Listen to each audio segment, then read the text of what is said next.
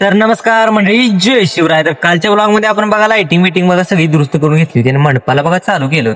तर बघा मंडप बांधायविषयी म्हणजे काय माहितीये का, आपण बघा घेतले होते बघा 4-5 साड्या.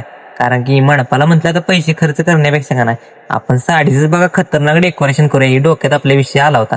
त्यामुळे बघा ही साडी बिडी का नाही सगळं खतरनाक मध्ये का नाही रंगीबिरंगी करायचं होतं डोक्यात. त्यामुळे हे बघा साडी इथे एक ठेवल्या आणि या सगळ्याचं बघा कॉम्बिनेशन करून का नाही आपण करणार आहे बघा खतरनाक डेकोरेशन. आणि डेकोरेशन कसं होणार आहे ती तुम्ही आता कमेंट बॉक्स मध्ये सांगाल बघा. आणि दीदीकडनं बघा जरा मदत घेतली, कारण विषय काय माहितीये का, सगळ्याच गोष्टी काय आपल्याला जमत नाही, त्यामुळे मदत घ्यायला लागते ना. आपण काय प्रोफेशनल काय मंडप आर्टिस्ट नाही, त्यामुळे बघा का नाही काय ना काहीतरी बघा विचरून सगळं करायला लागते. बघा नाही एक एक करत का नाही कॉम्बिनेशन बघा कसं तरी जुळवत का नाही आपलं चाललं तर बघा डेकोरेशन करायचं. आणि विषय काय आपल्याला बघा सुट्टी काय लवकर लागली नाही, त्यामुळे बघा हे आदल्या दिवशी बघा सगळं करायला लागते.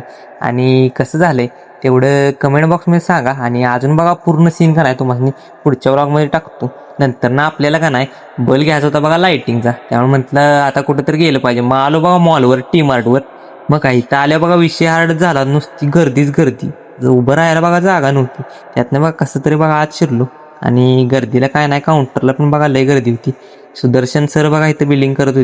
आपल्याला पाहिजे ती बघा सामान का नाही चार दिवशीने घेतलं आणि बाहेर आलो, कारण की आत का नाही गर्दीत बघा गुदमारल्या का धुवायला लागलं होतं. त्यामुळे बघा बाहेर आलो आणि हे बघा एक बल्ब घेतलाय आणि पूजेचं काय काय सामान आहे तेवढं घेतले. आणि आता करूया बघा ब्लॉगला राहिलेलं डेकोरेशन का नाही पुढच्या ब्लॉग मध्ये टाकतो. धन्यवाद.